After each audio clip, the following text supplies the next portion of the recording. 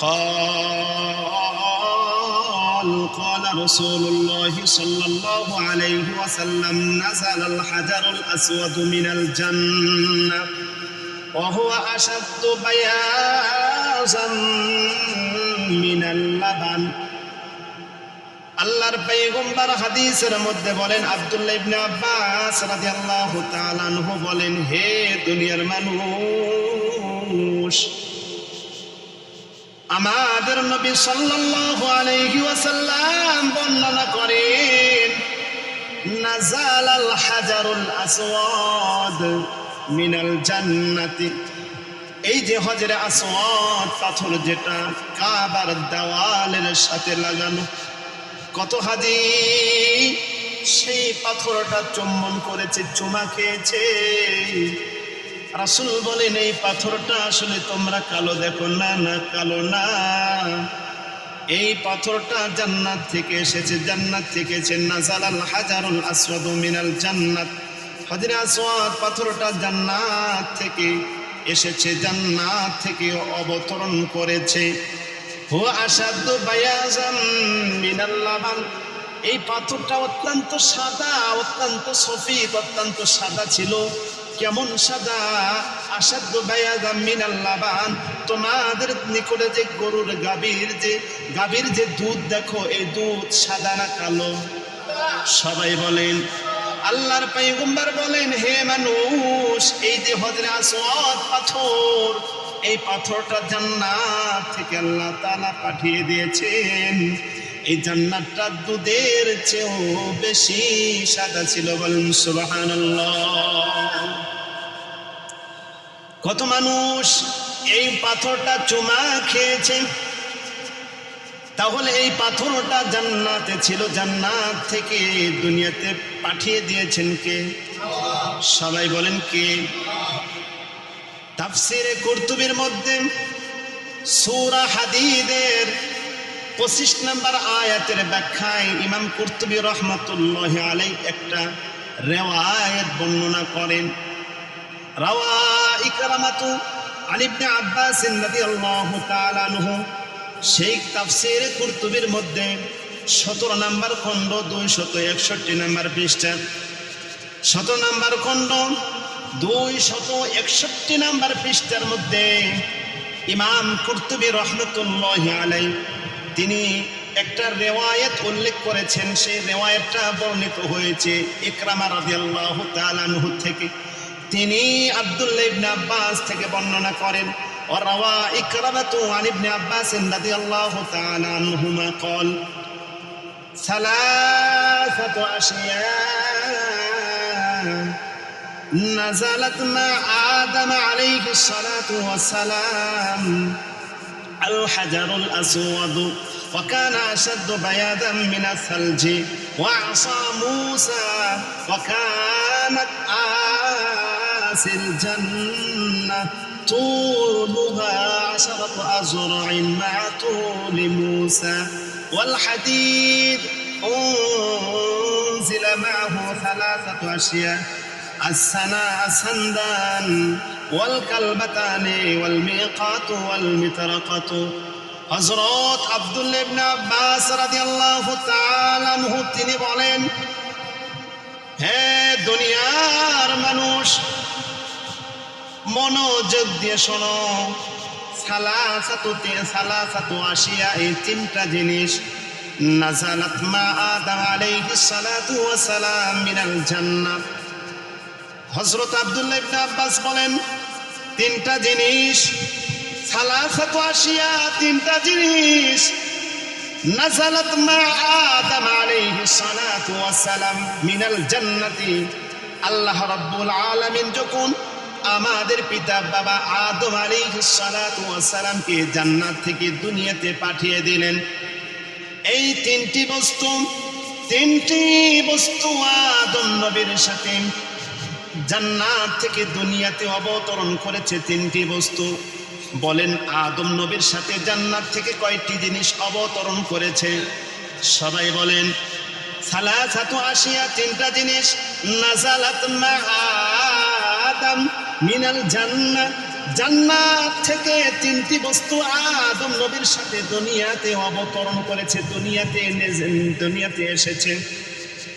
এক নাম্বার হলো আল হাজারুল আসওয়াদ, হজরে আসওয়াদ পাথর, যা বর্তমান সময়ে কাবার কোন পাশে লাগানো আছে? দরজার বাম পাশে দক্ষিণ পূর্ব কর্নারে, মাথা থেকে 1.5 মিটার উপরে, 4 ফুট উঁচু উপরে, 4 ফুট উপরে দেওয়ালের সাথে লাগানো আছে যে হজরে আসওয়াদ পাথর। আব্দুল্লাহ ইবনে আব্বাস রাদিয়াল্লাহু তাআলা আনহু বলেন, 3টা জিনিস আদম নবীর সাথে দুনিয়াতে অবতরণ করেছে, তার মধ্যে 1 নাম্বার হলো হজরে আসওয়াদ, আল হাজারুল আসওয়াদ, হজরে আসওয়াদ পাথর। ওয়াকানা আশাদ্দা বায়াযান মিনাস সালজি, আব্দুল্লাহ ইবনে আব্বাস বলেন, এই হজরে আসওয়াদ পাথরটা কেমন ছিল জানুনি? এই হজরে আসওয়াদ পাথরটা, যেই পাথরটা হাসিগণ চুমা খায় কত আবেগ আর ভালোবাসা নিয়ে, কিতাবের মধ্যে আছে যারা হজরে আসওয়াদ পাথরকে চুমা খায়, কেমন জানি তারা পাথরে চুমা খায় না, বরং আল্লাহ তাআলার কুদরতি হাতে তারা চুমা খায়। হাদিসের মধ্যে আছে, তাফসীর ইবনে কাসিরের মধ্যে এই রিওয়ায়াতটা আছে। মাজমাউল আনহার এই কিতাবের মধ্যে রিওয়ায়াতটা আছে। হজরে আসওয়াদের ফজিলতের মধ্যে আছে যে যারা হজরে আসওয়াদ পাথরকে চুমা খায়, তারা আসলে পাথরকে চুমা খায় না, তারা স্বয়ং আল্লাহ তাআলার কুদরতে হাতে চুমা দেয়। বলেন সুবহানাল্লাহ। আব্দুল্লাহ ইবনে আব্বাস রাদিয়াল্লাহু তাআলা আনহু তিনি বলেন, এই হজরে আসওয়াদ পাথর দুনিয়াতে এসেছে আদম নবীর সাথে। এই পাথরটা ছিল সাদা ধবধবে সাদা, ওয়াকানা আশাদ্দু বায়াযান মিনাস সালজি। এখানে বর্ণনা করা হয় এই হজরে আসওয়াদ পাথরটা অত্যন্ত সাদা ছিল। কেমন সাদা ছিল? বায়াযান মিনাস সালজি, বরফ যে সাদা, বরফ সাদা না কালো, সাদা। এই যে বরফ জমে যায়, এই বরফটা কিন্তু সাদা। আল্লাহর পয়গম্বরের সাহাবী আব্দুল্লাহ ইবনে আব্বাস তিনি বলেন, বায়াযান মিনাস সালজি, এই হজরে আসওয়াদ পাথরটা বরফের চেয়েও আরো বেশি সাদা ছিল। বলেন সুবহানাল্লাহ। তাহলে আদম নবীর সাথে কয়টা জিনিস নেমেছে? 3টা। 1 নাম্বার হজরে আসওয়াদ, 1 নাম্বার কি? হজরে আসওয়াদ। 2 নাম্বার ওয়াসা মূসা, 2 নাম্বার হলো মূসা আলাইহিস সালাতু ওয়াস সালামের সেই লাঠি, যেই লাঠি পয়গম্বর মূসা ফেরাউন এবং তার সৈন্যবাহিনীর সামনে যখন লাঠিটা ছেড়ে দিয়েছিল, মূসা তার সামনে ফেরাউন এবং ফেরাউনের তার মন্ত্রী পরিষদ যারা রয়েছে, ফেরাউন বলল, হে জাদুকররা, তোমরা মূসার সামনে তোমাদের জাদু প্রয়োগ করো। জাদুকররা তারা তখন তাদের জাদু প্রয়োগ করলো, তারা বিশাল বিশাল সাপ মূসার সামনে ছেড়ে দিয়েছিল। মূসা আলাইহিস সালাতু ওয়াস সালাম আল্লাহকে ডেকে বলেন, আল্লাহ, এই নাজুক হালতে আমি এখন আপনার আসমানের নিচে জমিনের উপরে দাঁড়িয়ে আছি। এই মুহূর্তে আমার কন্ডিশন হলো, আমার সামনে আপনার নাফরমান বান্দা ফেরাউন রয়েছে, আপনার নাফরমান বান্দা ফেরাউনের ছেলেপান্ডাররা রয়েছে, মন্ত্রী পরিষদ লোকেরা রয়েছে, তারা আমার সামনে তাদের জাদু প্রয়োগ করেছে। জাদুর পরিক্রিয়া হলো এই বিশাল বিশাল সাপ আমার সামনে এরকম ভাবে চলাচল করছে, নড়াচড়া করছে। এই মুহূর্তে আমি মূসা, আল্লাহ বলো আমি এখন কি করতে পারি? আল্লাহ তাআলা বললেন, হে পয়গম্বর মূসা, তোমার হাতে যে লাঠিটা আছে, এই লাঠিটা জমিনে ছেড়ে দাও। বলেন সুবহানাল্লাহ। وأن ألقي عصا موسى وأن ألقي عصاك, আল্লাহ তাআলা বললেন, মূসা তোমার হাতে যে লাঠি আছে লাঠিটা ছেড়ে দাও। আব্দুল্লাহ ইবনে আব্বাস রাদিয়াল্লাহু তাআলা আনহু বলেন, আদম নবীর সাথে জান্নাত থেকে 3টা জিনিস অবতরণ করেছে। তার 1 নাম্বার হলো হজরে আসওয়াদ, 2 নাম্বার হলো ওয়াসা মূসা, মূসার সেই লাঠি। এই মূসার লাঠিটা কেমন লম্বা ছিল, দৈর্ঘ্য কেমন ছিল, কতটুকু বড় ছিল, দৈর্ঘ্য কেমন ছিল, কতটুকু লম্বা ছিল, কিতাবের মধ্যে লেখা হয়। তাফসীরে ইবনে কুরতুবীর মধ্যে 17 নম্বর খণ্ড 261 নম্বর পৃষ্ঠার মধ্যে লেখা হয় ওয়াসা মুসার সেই লাঠিটা যখন দুনিয়াতে অবতরণ করলো জান্নাত থেকে আদম নবীর সাথে, সেই মুসার লাঠিটা কেমন ছিল? তুলুহা আশারাতু আযরাইন মা তুলি মুসা। মুসা আলাইহিস সালাতু ওয়াস সালাম যতটুকু লম্বা ছিলেন, লাঠিটার লম্বা, লাঠির দীর্ঘ ততটুকু। তাহলে মুসা আলাইহিস সালাতু ওয়াস সালাম কতটুকু লম্বা ছিলেন? কিতাবের মধ্যে ইমাম কুরতুবী রাহমাতুল্লাহ আলাইহি বর্ণনা করেন, তুলুহা সেই লাঠিটার দীর্ঘ ছিল, লম্বা ছিল আশারাতু আযরাইন 10 হাত। কয় হাত? লাঠিটা ছিল 10 হাত লম্বা। মা তুলি মুসা, যেই পরিমাণ লম্বা মুসা আলাইহিস সালাতু ওয়াস সালাম ছিলেন, যেই পরিমাণ লম্বা মুসা ছিলেন, তার সমপরিমাণ লম্বা বিশিষ্ট লাঠি আল্লাহ তাআলা জান্নাত থেকে দান করেছিলেন। বলেন সুবহানাল্লাহ। তাহলে 1 নম্বর হযরত আসওয়াদ, 2 নম্বর হলো মুসা আলাইহিস সালাতু ওয়াস সালামের লাঠি, যার লম্বা ছিল 10 হাত, আর ওই লাঠির সমপরিমাণ লম্বা ছিল মুসা। তাহলে মুসা কয় হাত লম্বা? সবাই বলেন। 10 হাত লম্বা।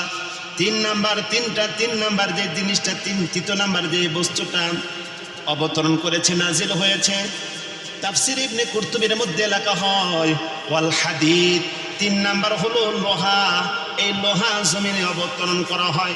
এই লোহার সাথে আরো 3টা জিনিস, অতিরিক্ত আরো 3টা জিনিস আল্লাহ তাআলা জান্নাত থেকে দান করেন। কিতাবের মধ্যে বলা হয় উনজিলা মাহু সালাসাতু আশিয়া। এই যে 1 নাম্বার হযরত আসওয়াদ, 2 নাম্বার মুসার লাঠি, 3 নাম্বার হলো হাদিদ, লোহা।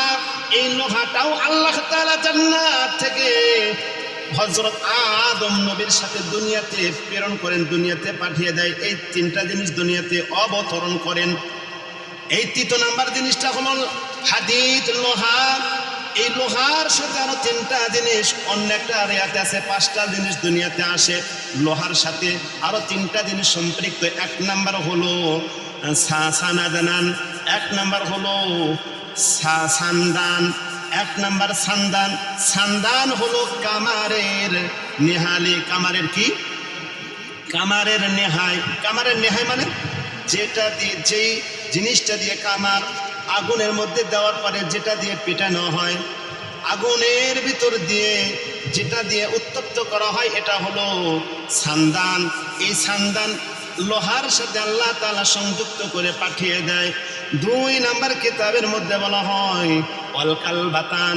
কালবাতান বলা হয় এই যে কামার যখন আগুনের মধ্যে লোহাকে উত্তপ্ত করে, এই লোহা উত্তপ্ত গরম লোহা ধরার জন্য যেই জিনিসটা, সেটা হলো কালবাতান। এটাও লোহার সাথে আল্লাহ তাআলা জান্নাত থেকে পাঠিয়ে দেন। 3 নাম্বার হলো ওয়াল মিকাতু ওয়াল মিকতারাতু। মিকতারাতু বা মিকাত বলা হয় ওই জিনিস, যেই জিনিস এই কামারের হাতে থাকে, সেটা হলো হামার। এই যেটাতে যে এরকম টানে না, হামার আছে না? এই 3টা জিনিস লোহার সাথে প্রেরণ করা হয়। তাহলে বলেন তো দেখি, আদম নবীর সাথে দুনিয়াতে যে 3টি বস্তু নাজিল হয়েছিল, অবতরণ করেছিল, 1 নাম্বার কি? 2 নাম্বার মুসা আলাইহিস সালামের লাঠি, 3 নাম্বার লোহা।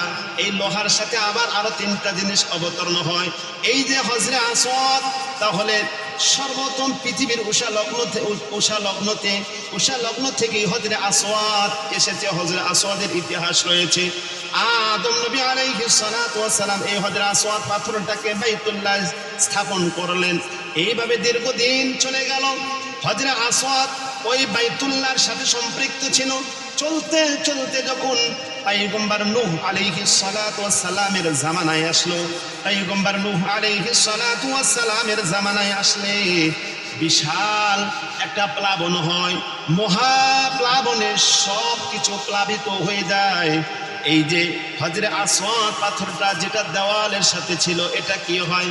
কিতাবের মধ্যে লেখা হয়, তাফসির ইবনে কুরতুবির মধ্যে আছে, ইবনে কাসির তাফসির ইবনে কাসিরের মধ্যেও 1 নম্বর খণ্ড 433 নম্বর পৃষ্ঠা 433 নম্বর পৃষ্ঠার মধ্যে বলা হয়, যখন মহাপ্লাবন হয়ে গেল, প্লাবনে এই যে হজরে আসওয়াদ পাথরটা কি করা হবে?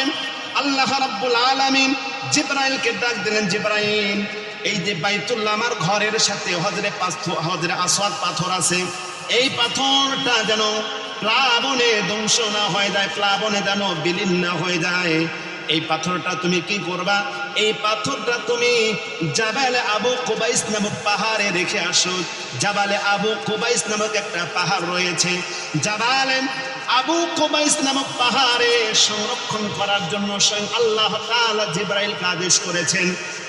তাহলে জাবালে আবু কুবাইস নামক পাহাড়ে হজরে আসওয়াদ পাথরটা সংরক্ষণ করার জন্য আদেশ করলেন কে? আদেশ করলেন কাকে? জিবরাইলকে। জিবরাইলকে বলা হলো, হে জিবরাইল, এই যে হজরে আসওয়াদ পাথর, এই পাথরটা তুমি জাবালে আবু কুবাইস নামক পাহাড়ে সংরক্ষণ করে আসো।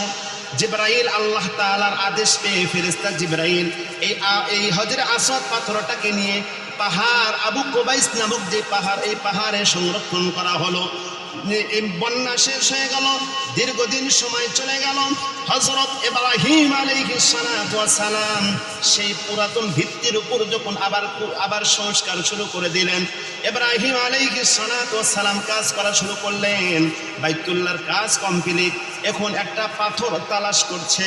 ইব্রাহিম আলাইহিস সালাতু ওয়াস সালাম তার সন্তানকে বললেন, ইসমাইলকে বললেন, কিতাবের মধ্যে লেখা হয়, ফাকালা ইব্রাহিম লিইবনিহি, ইব্রাহিম আলাইহিস সালাতু ওয়াস সালাম তার সন্তানকে বললেন, আবতাগি হাজারান আজআলা আলামান লিন্নাস, জাআলতু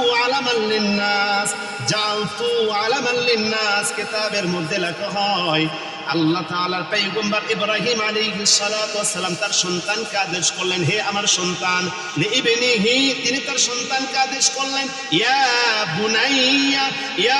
বুনাইয়া ইবতাগি জাবালান ইবতাগি হাজারান জাআলতুহু আলামান লিন্নাস। হে সন্তান, আমি একটা পাথর কামনা করছি, তুমি একটা পাথর আমার জন্য সংগ্রহ করে নিয়ে আসো। ইসমাইল, কিতাবের মধ্যে লেখা হয়, যাহাবা ইসমাইল ওয়া ইয়ালতামিসু, ইসমাইল চলে গেলেন পাথর তালাশ করতে করতে কোনো পাথর পেলেন না। হঠাৎ তিনি একটা পাথর পেলেন, ফাজা জাআহু বিল হাজারি, একটা পাথর নিয়ে বাবার নিকট আসলেন, এই যে বাবা একটা পাথর নিয়ে আসছি। কিতাবের মধ্যে লেখেন, ওয়ালাম ইয়ারদাহু, কিন্তু তার পিতা ইব্রাহিম এই পাথরটা দিয়ে সন্তুষ্ট হলো না, বলল, না না, এই পাথর আমার কামনা না, আমি যেটা চাচ্ছি সেই পাথরটা নিয়ে আসো। ইসমাইল আবার ঘুরতে গেলেন, আবার তালাশ করতে লাগলেন। ফাযাহাবা ইসমাইল ওয়া ইয়ালতামিসু, তিনি চলে গেলেন পাথর তালাশ করতে, আর পাথর পাওয়া যাচ্ছে না। হঠাৎ করে জিবরাইল এসে বললেন, ইয়া খলিলার রহমান, হে আল্লাহ, হে দয়াময় রহমানের বন্ধু খলিল, আপনি যে পাথরটা তালাশ করছেন, সেই পাথরটা আপনার সন্তান পাবে না। সেই পাথরটা আপনার আমানত আল্লাহ আমার কাছে দিয়েছে, আপনার আমানত আমার কাছে সংরক্ষিত রয়েছে বলে ইসমাইলকে বলা হলো। ইব্রাহিম বললেন, হে জিবরাইল, তাহলে আমার আমানত যা তোমার কাছে আল্লাহ তাআলা সংরক্ষণ করে রেখেছে সেটা কোথায়? কিতাবের মধ্যে লেখা হয়, এরপর জিবরাইল ফেরেশতা ইসমাইলকে নিয়ে সেই কোন পাহাড়ে ছিল? আবু কুবাইস নামক পাহাড়ে, যেটা জিবরাইল আলাইহিস সালাতু ওয়াস সালাম আল্লাহ তাআলার আদেশে সেখানে সংরক্ষণ করে রেখেছিলেন। এই আবু কুবাইস নামক পাহাড় থেকে ইসমাইল যেই পাথর নিয়ে আসলো, এবার ইব্রাহিম আলাইহিস সালাতু ওয়াস সালাম বললেন, হ্যাঁ, আমি এই পাথরটাই তালাশ করছি, কারণ এই পাথরটা দুনিয়ারও কোনো পাথর না, এই পাথরটা হলো জান্নাতের পাথর, যা আল্লাহ তাআলা বান্দাদেরকে দান করেছে। বলুন সুবহানাল্লাহ। এই হজরে আসওয়াদ পাথর এবার ইব্রাহিম যথাস্থানে স্থাপন করলেন। দীর্ঘদিন চলে গেল। নবীজি সাল্লাল্লাহু আলাইহি ওয়াসাল্লামের জামানায় কুরাইশ লোকেরা, মক্কার কুরাইশ গোত্রের লোকেরা এই বাইতুল্লাহ আবার সংস্কার করার ইচ্ছা করলেন। আপনারা জানেন নবীজি সাল্লাল্লাহু আলাইহি ওয়াসাল্লাম প্রাপ্তবয়স্ক, এখনো ওরকম বয়স হয় নাই। কিতাবের মধ্যে লিখছে গোলাম আলাইহি সিহাম, এরকম শব্দ আছে। হযরত নবী সাল্লাল্লাহু আলাইহি ওয়াসাল্লামের বয়স হয়তো 25 থেকে 35 আনুমানিক। এই বয়সে তিনি উপনীত হয়েছেন। মক্কার কুরাইশরা আল্লাহর ঘর বাইতুল্লাহ নতুন করে সংস্কার করছে। সংস্কার করার কাজ শেষ। কিতাবের মধ্যে লেখা হয় হাত্তা ইদা বানাউহা ওয়া বালাগু মাওজিআর রুকনি ইখতাসামাত কুরাইশুন ফির রুকনি। কিতাবের মধ্যে লেখা হয় কুরাইশরা যখন বাইতুল্লাহর কাজ কমপ্লিট করে দিলেন, সাকসেসফুল হয়ে গেল, এখন শুধুমাত্র কেবলমাত্র বাকি আছে হজরে আসওয়াদ পাথরটা তার জায়গাতে স্থাপন করা। মক্কার কুরাইশ গোত্রের সমস্ত গোত্রেরা, তারা প্রত্যেক গোত্ররাই কামনা করতেছিল হজরে আসওয়াদ পাথরটা আমরা রাখবো, কারণ হজরে আসওয়াদ পাথরটা রাখা একটা দামি কাজ, সম্মানিত কাজ। আর এই সম্মানিত কাজটা আমরা করে নিতে চাচ্ছি যেন পৃথিবীর মানুষ আমাদেরকে সম্মান করে, আমাদের একটা মর্যাদা সমাজের মধ্যে থাকে। কারণ সম্মানী কাজ সম্মানী ব্যক্তিরা করতে চায়, চাই কিনা বলেন? প্রতিটি গোত্রের লোকেরা চাইলো হজরে আসওয়াদ পাথরটা আমরা রাখবো। কিতাবের মধ্যে লেখেন এইভাবে চলতে চলতে ইখতাসামাত কুরাইশুন ফির রুকনি, কুরাইশদের মাঝে একটা তর্ক বিতর্ক শুরু হয়ে গেল। এই গোত্রের লোকেরা বলে আমরা রাখবো, ওই গোত্রের লোকেরা বলে না না আমরা রাখবো, অমুক গোত্রের লোকেরা বলে না না আমরা শ্রেষ্ঠ হজরে পাথর আমরা রাখবো, আমরা শ্রেষ্ঠ মানুষ, আর এই কাজটাও যেহেতু শ্রেষ্ঠত্ব মর্যাদাপূর্ণ সুতরাং আমরা রাখবো। লেগে গেল ইখতাসামাত কুরাইশুন ফির রুকনি, এই রুকনের মধ্যে এই হজরে আসওয়াদ পাথর স্থাপন করার মধ্যে লেগে গেল তর্ক বিতর্ক।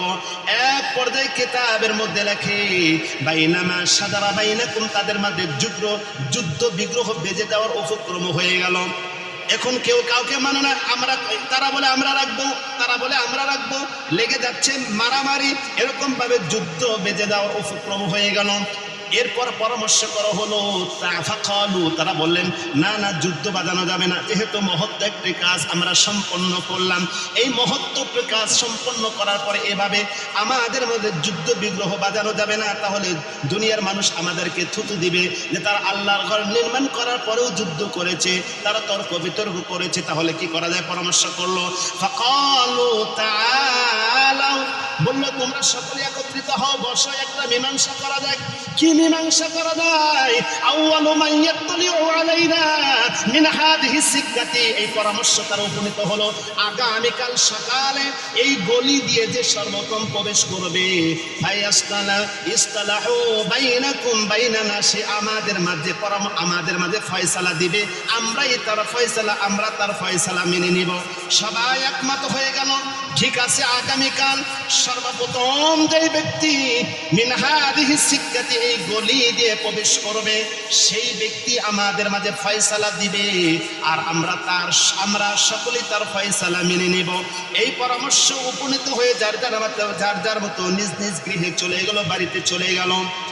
পরের দিন সকালবেলা লক্ষ্য করে দেখা গেল দাখালা মুহাম্মদ সাল্লাল্লাহু আলাইহি ওয়াসাল্লাম, লক্ষ্য করে দেখা গেল দুনিয়ার মক্কার আর কোনো যুবক নয়, কোনো বালক নয়, এই বালকটা হলো সেই বালক যাকে আল্লাহ তাআলা নবুয়ত দান করবে, বলেন সুবহানাল্লাহ, যিনি হবেন আখিরি নবী মুহাম্মাদুর রাসূলুল্লাহ।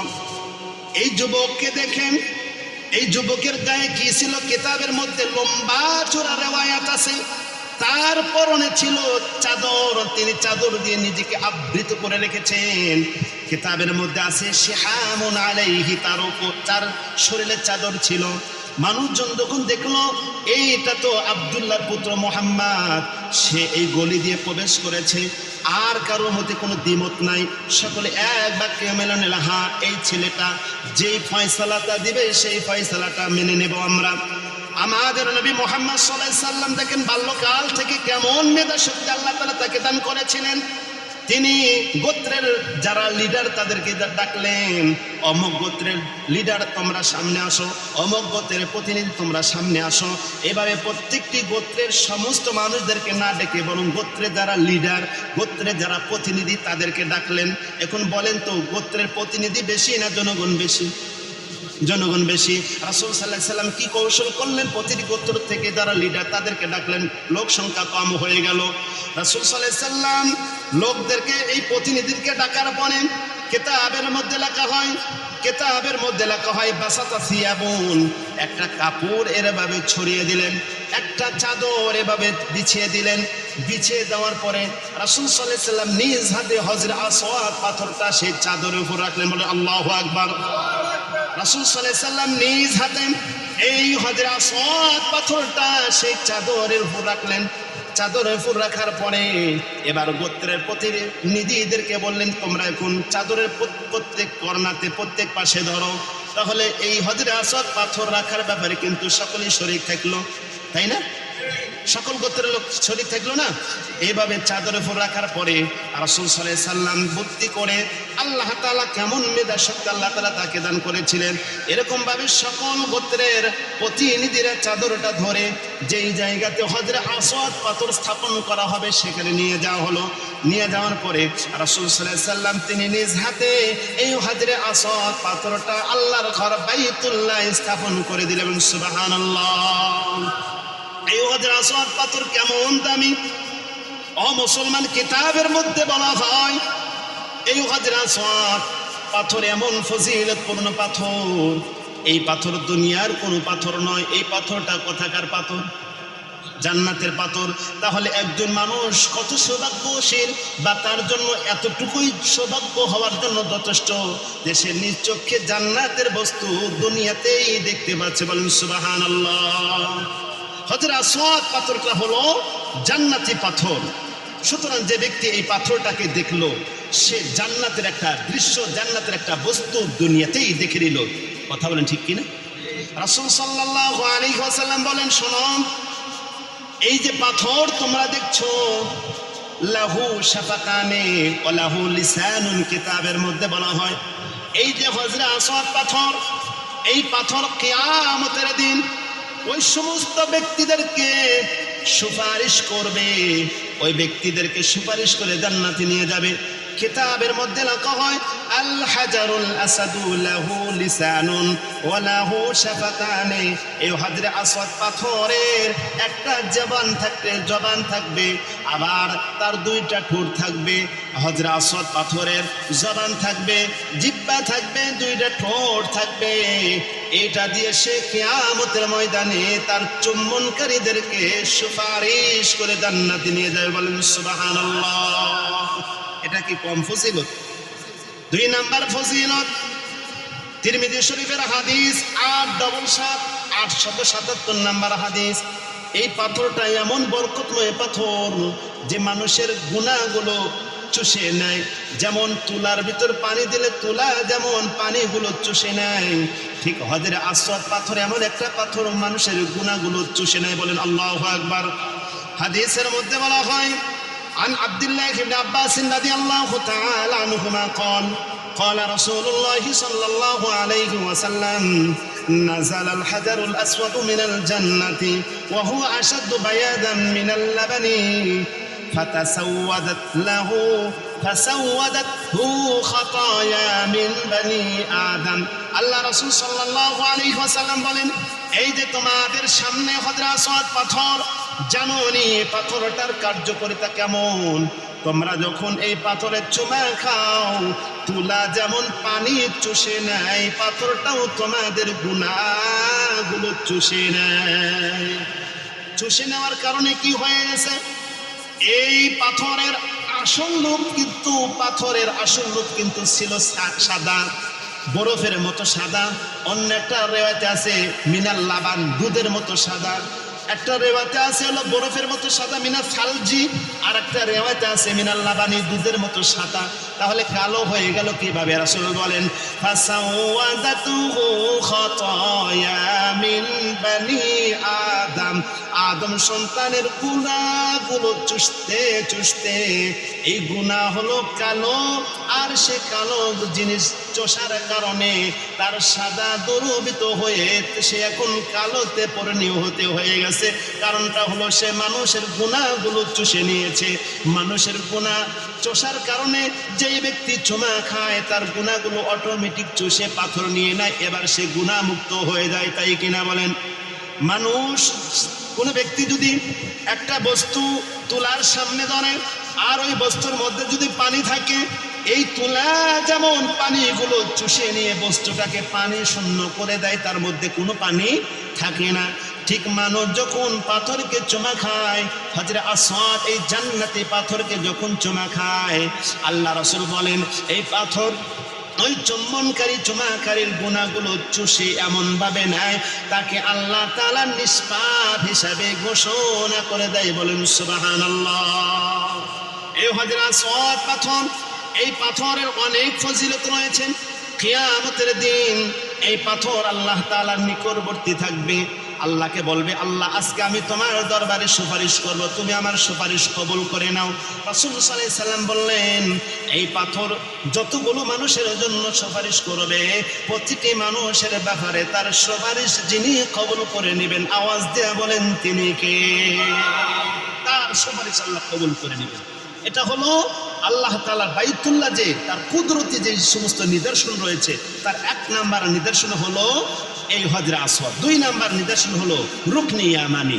রুকনে ইয়ামানি, রুকন মানে হলো কাবার চতুর্দিক কোণা আছে, উত্তর কোণা, দক্ষিণ কোণা, পূর্ব কোণা, এরপর হলো পশ্চিম কোণা। প্রত্যেকটি কোণার একটা নাম আছে। রুকনে মাগরিব, রুকনে শিমাল, এভাবে নাম আছে। দক্ষিণ কোণা, পশ্চিম কোণা, ঠিক ইয়ামান দেশের দিকে যে দিকটা, যে কোণাটা, সেই কোণাকে বলা হয় রুকনে ইয়ামানি। রুকনে ইয়ামানি। তিন নাম্বার হলো বীরে জমজম, জমজম কূপ। এই জমজম কূপ কি, এর ইতিহাস কেমন, কিভাবে এটা হলো, এর ফজিলত কি, এ সম্পর্কে আমরা ইনশাআল্লাহ আগামী সপ্তাহে আলোচনা করব।